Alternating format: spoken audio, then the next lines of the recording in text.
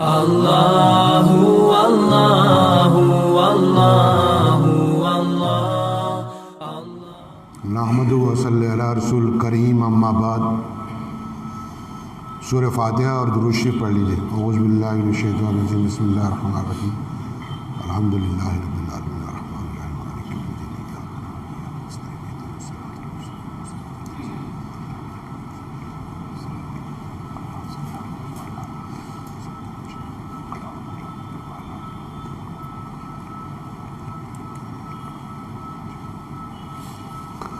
اللہ وحدہ لا شریک کا انعام ہے اور اس کی مہربانی ہے کہ اللہ تعالیٰ نے ہم سب کو رمضان المبارک کا روزے رکھنے کی توفیق عطا فرمائی ہے، اور باقیہ روزے بھی اللہ تعالیٰ پورے کرنے کی توفیق عطا فرما دے، اور رمضان المبارک کا جو احترام ہے اس کو اسی احترام کے ذریعے ہم پورے رمضان کو اسی طرح گزاریں۔ رمضان المبارک کا مہینہ یہ مبارک مہینہ ہے، یہ ایسا مہینہ ہے کہ اس میں رحمتیں ہی رحمتیں نازل ہوتی ہیں۔ اللہ تعالیٰ کی رحمتیں بے شمار جو اس مہینے کے اندر بندوں پہ نازل ہوتی ہیں۔ اس مہینے کے میں 3 عشرے ہیں، اور اسی مہینے کے اندر مشرکین مکہ کے ساتھ مسلمانوں کی پہلی جنگ ہوئی، جسے ہم جنگ بدر کہتے ہیں۔ اکثر مولوی حضرات جو معاف کرنا پورے ملک میں بہت سے آپ کو مسائل بتاتے ہیں، زکوٰۃ کے مسائل بتائیں گے، صدقات کے مسائل بتائیں گے، اور طلاق کے مسائل بتائیں گے۔ وہ اس کی ضرورت ہے، وہ ٹھیک ہے، بتاتے ہیں، اور لیکن اگر مریض بیمار ہے اور اس کو بخار اس کو چڑھا ہوا ہے تو اس کو ہم کھانسی کی دوائی نہیں دیں گے۔ اگر کسی کو بخار ہے اور ہم اس کو دوسری قسم کی دوائی دے دیں گے تو اس سے اس کو شفا نہیں ہوگی۔ اس وقت قوم جو ہے، پوری کی پوری قوم جو ہے، وہ ایک طرح سے خوف زدہ ہے کہ پتہ نہیں کیا ہو جائے گا۔ اللہ کے فضل و کرم سے کچھ نہیں ہو سکتا، کیونکہ ساری طاقتیں جو ہیں اللہ وحدہ لا شریک کے ہاتھ میں۔ نمرود نہیں رہا، بڑے بڑے لوگ دنیا میں آئے جنہوں نے یہ سوچا کہ بھئی ہم اتنی پاور میں ہیں کہ ہمارے مقابلے والا کوئی دنیا میں نہیں ہے، لیکن اللہ وحدہ لا شریک نے ان کو بھی مٹی کے اندر ملا دی۔ جو لوگ حضرت امام حسین کو شہید کرنے کے لیے آئے تھے، آج ان کا نام دنیا میں نہیں ہے، لیکن امام حسین رضی اللہ عنہ کا نام آج بھی پوری دنیا میں ہے اور رہے گا، اور قیامت تک ان کا نام رہے گا انشاءاللہ تعالی، کیونکہ انہوں نے قربانی دی حق کے لیے، حق کی آواز کو بلند کیا، اس کے لیے جان قربان کر دی۔ ان سے ہم نے یہ سبق حاصل کیا کہ ظالم حکمران کے سامنے گردن نہیں جھکانی، چاہے گردن کٹ جائے۔ گاندھی جو تھے ہندوستان کی آزادی کے ہیرو تھے، انہوں نے یہ بات کہی اپنی خطاب میں کہ میں انگریز جیسی طاقت سے لڑنے کے لیے جب سوچتا تھا کہ انگریز جیسی طاقت سے کیسے لڑوں، اتنی بڑی طاقت ہے، لیکن کہنے لگا جب میں نے حضرت امام حسین رضی اللہ عنہ کے حالات پڑھے، گاندھی کہہ رہا ہے، جب میں نے حضرت امام حسین رضی اللہ عنہ کے حالات پڑھے کہ انہوں نے ظالم حکمران کے سامنے جھکے نہیں اور اپنی گردن کٹا دی، اس سے یہ سبق حاصل ہو گیا ہمیں کہ ہم تعداد کو نہیں دیکھنا چاہیے، ہم کو یہ دیکھنا چاہیے کہ ہمارے اندر جرأت کتنی ہے، اللہ تعالیٰ نے طاقت ہمیں کتنی دی ہے۔ تو جنگ بدر کا یہ 17 رمضان مبارک، جنگ بدر ہوئی آج کے دن، کل گزر گیا جنگ 17 رمضان مبارک، اور اسی مہینے میں 20 رمضان مبارک کو فتح مکہ ہوئی۔ اللہ کے پیارے نبی صلی اللہ علیہ وسلم نے مکہ کو دوبارہ فتح کیا، مکہ چھوڑ گئے تھے، پھر فاتح کے طور پہ داخل ہوئے۔ تو جنگ بدر کی جو اصلی تاریخ یہ ہے کہ جو کفار مکہ، مشرکین مکہ کی سرکشی بڑھ گئی، اور پورا جزیرہ عرب کے اندر جو لوگ اسلام قبول کرنا چاہتے تھے ان کو وہ اپنی طاقت کے ذریعے روکتے تھے۔ کسی آدمی نے بھی اسلام قبول کر لیا تو اس کو پکڑا اور اس کو سولی پہ چڑھا دیا، کسی عورت نے اسلام قبول کیا تو اس کی ٹانگیں چیر دی، کسی نے بھی کچھ کیا اسلام کی طرف بڑھا تو انہوں نے اس موقع پہ اس کو ختم کرنے کی کوشش کی کہ بھی یہ آدمی اللہ کے نبی صلی اللہ علیہ وسلم کا ساتھی نہ بن سکے، اور پوری طاقت لگا دیتے تھے۔ اور جو قبائل آس پاس کے مدینہ منورہ کے آس پاس کے قبائل اور مکہ مکرمہ کے آس پاس کے قبائل تھے جو کہ اسلام کی طرف آنا چاہتے تھے، ان کو ڈراتے تھے، دھمکاتے تھے کہ تم اسلام نہیں قبول کرو گے۔ تو مقصد یہ ہے کہ بھی ایک بہت بڑا ایک مشکل حالات تھے مسلمانوں کے لیے۔ ان اس مشکل حالات میں جنگ بدر ہوئی۔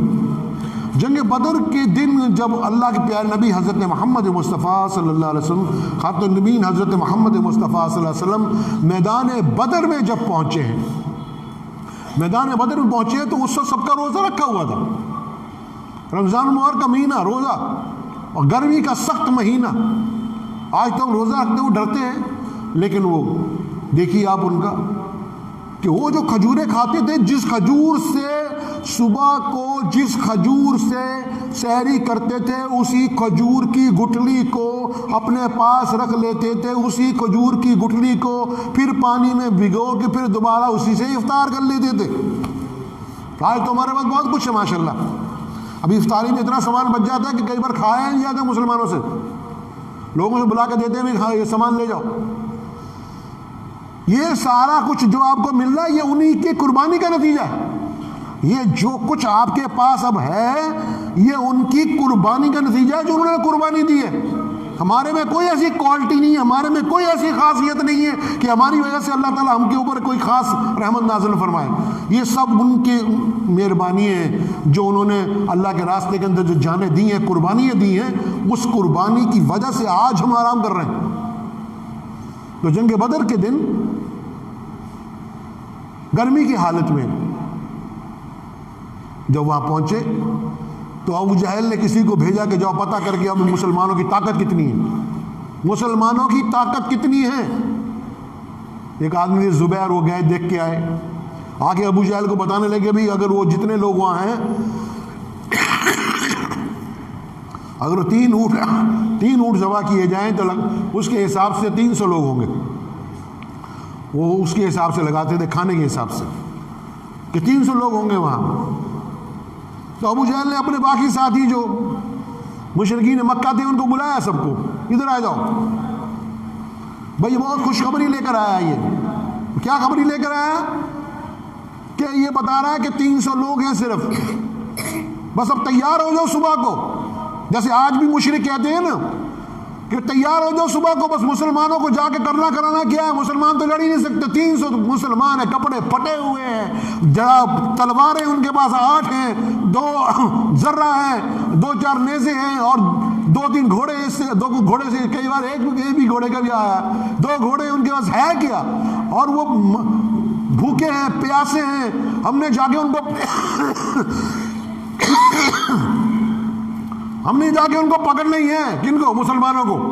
ایسے جا کے پکڑیں گے اور رسیوں سے باندھ کے اور لا کے بیت اللہ شریف کی دیواروں کے سامنے ان کو یہاں بھی باندھ دیں گے، اور پھر سارے مکے والوں کو بلائیں گے، تماشا دکھائیں گے کہ یہ لوگ تھے جو ہمیں یہ ہے مسلمان جو نیا دین لے کر آئے تھے، آج ہم کو مٹانے کے لیے آئے تھے، اب دیکھو ہم ان کو پکڑ کے لے آئے۔ اس خام خیالی میں ابو جہل، اس تکبر میں، آج کے بھی بہت سے ابو جہل ہے پوری دنیا کے اندر، ہر ملک میں ہے، تو اس تکبر میں وہ کہ ہم مسلمانوں کو مٹا دیں گے، اور اپنے بینڈ باجے کے ساتھ اور بدماش عورتوں کے ساتھ گانے بجاتے ہوئے وہ میدان بدر کے اندر پہنچے لڑنے کے لیے مسلمانوں کے ساتھ۔ لیکن اس سے پہلے جو آدمی تھا، جو زبیر جس نے اطلاع دی تھی، اس نے کہا بات یہ ہے تم جا تو رہے ہو، اتنا تکبر مت کرو، لیکن میں نے یہ دیکھا ہے کہ وہ جو مسلمان ہیں، جو بھوکے پیاسے ہیں، جو پھٹے ہوئے کپڑے پہنے ہوئے ہیں، جو جن کے جسم سوکھے ہوئے ہیں، ان کے اندر جذبہ ایسا ہے کہ وہ سارے کے سارے مرنے کے لیے آئیں گے۔ اور اتنی بات سوچ لو کہ ان کا ذہن ایسا ہے مسلمانوں کا، اگر ایک بھی مسلمان مرا تو ایک مشرک کو مار کے ہی مرے گا، اس کے بغیر مرتا نہیں۔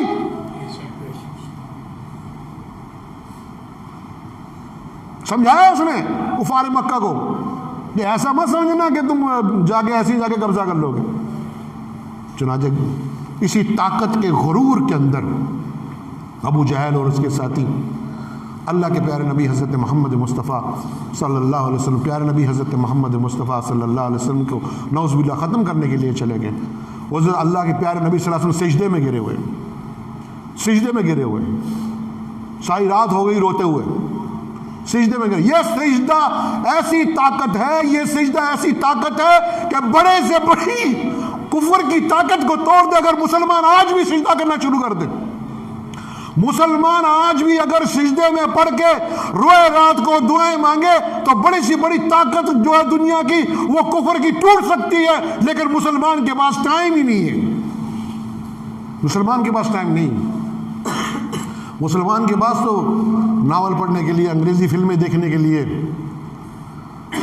خرافات دیکھنے کے لیے ٹائم ہے. مسلمان کے پاس کہاں ٹائم ہے کہ وہ 5 وقت کی نماز کے علاوہ کبھی رات کو اٹھ کے بیٹھ کے اور اللہ کے سامنے روئے گڑ گڑائے. لیکن اللہ کے پیارے نبی صلی اللہ علیہ وسلم سجدے میں ہیں، مانگ رہے، رو رہے ہیں اللہ کے سامنے.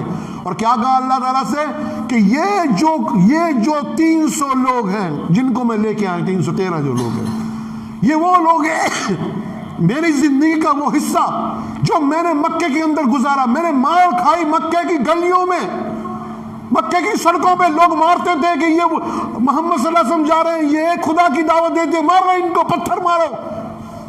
اوجڑی ڈالتے تھے، جب میں سجدہ کرتا تھا میرے سر پہ اوجڑی ڈالتے تھے. طائف کے اندر، میرے پیروں کے اندر، میرے سر کے اندر، میرے دمدان سے ان لوگوں نے خون نکلنا میرا شروع ہو گیا. یہ وہ لوگ، یہ میری وہ محنت ہے جو میں 300 لوگ وہ لے کر آئے ہوں آج اللہ تیرے دربار میں. آج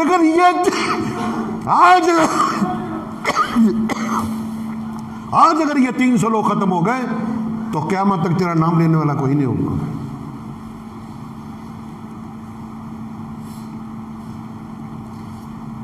شاعرات روتے رہے. جو اس کے بعد حضرت ابو بکر صدیق بار بار ان کے کندھے پہ چادر ڈالتے تھے، کھڑے رہے ہر وقت. آخر میں حضرت پیارے نبی حضرت محمد مصطفیٰ صلی اللہ علیہ وسلم کھڑے ہو گئے اور بتایا کہ جبرائیل جو ہیں وہ آ رہے ہیں مسلمانوں کی امداد کے لیے. اب اللہ تعالیٰ نے اپنے کمانڈر بھیج دیا جبرائیل علیہ السلام کو.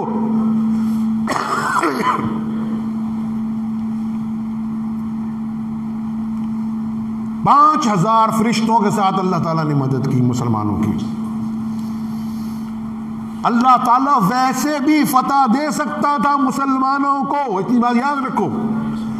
اللہ تعالیٰ ویسے بھی فتح دے سکتا تھا مسلمانوں کو، لیکن مسلمانوں کے دل کی تسکین کے لیے کہ بھی یہ تمہارے ایک ساتھ کھڑے ہیں، تم گھبراؤ مت، انشاءاللہ ڈٹے رہو، اس لیے 5000 فرشتوں سے اللہ تعالیٰ نے مدد فرمائی. اور اس طریقے کے ساتھ پیارے نبی حضرت محمد مصطفیٰ صلی اللہ علیہ وسلم نے جنگ بدر کے اندر کفار مشرکین کے ساتھ جو مقابلہ کیا، ایسا مقابلہ کیا کہ آج تک کی تاریخ تک پوری دنیا کفر اس واقعے کو یاد کرتی ہے. جس طریقے سے حضرت پیارے نبی حضرت محمد مصطفیٰ صلی اللہ علیہ وسلم نے، ان کے صحابہ کرام رضی اللہ عنہ نے اپنی جانیں قربان کر دی اسلام کے لیے. ہم تو ڈرتے ہیں کوئی بھی عمل کرتے ہوئے، پتہ نہیں کیا ہو جائے گا. کچھ ہونے والا نہیں ہے کہ بات ذہن سے رکھ لیجئے. اپنے اعمال کو درست کیجئے، اپنے معاملات درست کیجئے، اللہ سے ڈرتے رہیے. پیارے نبی حضرت محمد مصطفیٰ صلی اللہ علیہ وسلم سے محبت وہ دین ہے. اپنی جان سے زیادہ پیارے نبی صلی اللہ علیہ وسلم سے محبت کیجئے. شریعت کے معاملے میں کسی کے ساتھ رعایت نہ کیجئے. ہر وقت اللہ سے ڈرتے رہیے. ہر وقت رات کی تنہائی میں اٹھ کر سجدے میں اللہ سے مانگتے رہیے. انشاءاللہ کفر کی بڑی سے بڑی طاقت جو ہے وہ زیر ہو جائے گی انشاءاللہ تعالی، جب آپ اللہ کے حکم کے مطابق، پیارے نبی صلی اللہ علیہ وسلم کے حکم کے مطابق اپنی زندگی کو ڈھال لو گے. اس کے بغیر کوئی گزارا نہیں ہے. کوئی کچھ نہیں دے سکتا، کوئی پارٹی، کوئی آدمی آپ کی امداد نہیں کر سکتا. وہ خود بھکاری ہیں، وہ آپ کی کیا امداد کریں گے؟ وہ خود محتاج ہیں. جو کو محتاج ہو وہ دوسرے کی امداد نہیں کر سکتا. جو کسی کا محتاج نہیں ہے وہی ہماری امداد کر سکتا ہے، اور وہ اللہ کی ذات ہے، اس کے علاوہ کوئی نہیں ہے. وہ اللہ کی ذات ہے جو کسی کی محتاج نہیں ہے. نفع نقصان کا مالک، پتے پتے کا مالک، ذرے ذرے کا مالک، ہمارے جسموں کا مالک، کفار مشرکین کے دلوں کا مالک، کفار مشرکین کے اوپر ہیبت طاری کرنا اللہ کا کام ہے۔ جنگ بدر کے اندر مشرکین مکہ کو مسلمان زیادہ نظر آتے تھے کہ یار مسلمان بہت ہیں، اور مسلمانوں کو کفار مشرکین کم نظر آتے تھے۔ اللہ تعالیٰ کی طرف سے بہت بڑی مدد تھی مسلمانوں کے لیے، اور مسلمان ڈرے نہیں، انہوں نے اپنی پوری طاقت کے ساتھ مشرکین مکہ کو اللہ کی طاقت سے شکست دے دی۔ اور اس شکست کے بعد کتنا بڑا فائدہ ہے وہ معلوم ہے کہ آس پاس کے جتنے قبائل تھے جو ڈر کے مارے مسلمان نہیں ہوتے تھے، جو ڈر کے مارے کلمہ نہیں پڑھتے تھے، آس پاس کے جتنے قبائل تھے وہ دور دور سے آگے لوگ پیارے نبی صلی اللہ علیہ وسلم کی خدمت میں آ کے اسلام قبول کرنا شروع کر دیا۔ اللہ کے پیارے نبی حضرت محمد مصطفیٰ صلی اللہ علیہ وسلم کی زندگی اٹھا کے دیکھیں، جب آپ ان کے مطالعہ کریں گے تو آپ کو یہ پتہ لگے گا کہ کس مشکلات کے اندر زندگی گزاری، لیکن کبھی بھی لرزش نہیں آئی کسی معاملے کے اندر، ہمیشہ ڈٹ کے رہے۔ تو اپنے اندر تبدیلی لائیے، اپنے بچوں کے اندر تبدیلی لائیے، اپنے گھر میں کتابیں بچوں کو پڑھائیے، ان کو بتائیے کہ جنگ بدر کیا ہے، جنگ احد کیا ہے، جنگ خندق کیا ہے، ان کو واقعات سنائیے بچوں کو پڑھ کے۔ جو دوسرے کام کرتے ہیں ایک گھنٹہ اسی کام پہ بھی لگا لیے گھر کے اندر۔ عورتوں کو سمجھائیے اپنی کو کس طریقے سے عورتوں نے کس طریقے سے جنگوں کے اندر مسلمانوں کی امداد کی ہے، واقعات اٹھا کے صحابہ کرام رضی اللہ عنہم کے واقعات جو ہیں زندگی کو اٹھا کے اپنے بچوں کو سنائیے۔ ان بچوں کے اندر وہ جذبہ حریت پیدا کیجیے، جذبہ حریت خاتم النبیین حضرت محمد مصطفیٰ صلی اللہ علیہ وسلم کے ذریعے ہمیں وراثت کے اندر ملا ہے۔ ہمارے پیارے نبی صلی اللہ علیہ وسلم کسی سے نہیں ڈرتے تھے سوائے اللہ کے، اور ہم کو بھی ایسے ہی کرنا چاہیے۔ ہم پیارے نبی صلی اللہ علیہ وسلم کے عاشق ہیں، ان سے محبت کرتے ہیں، تو جو کام پیارے نبی صلی اللہ علیہ وسلم نے کیا اس کے اوپر ہمیں بھی عمل کرنا چاہیے۔ جب ہم اس کے اوپر عمل کریں گے پھر ڈر و خوف کی کوئی بات نہیں انشاءاللہ تعالی۔ بہت سے لوگ آتے ہیں، بہت سے کہتے ہیں یہ ہو جائے گا، مٹ جائیں گے جی، ختم ہو جائیں گے، انشاءاللہ کچھ نہیں ہوگا۔ وہ مٹ جائیں گے جو اسلام کو مٹانے آئیں گے، وہ مٹ جائیں گے جو اسلام کو مٹانے آئیں گے۔ اسلام کی یہ فطرت ہے، جتنا اس کو دباؤ گے اتنا ہی اوپر کے باہر آئے گا انشاءاللہ تعالی۔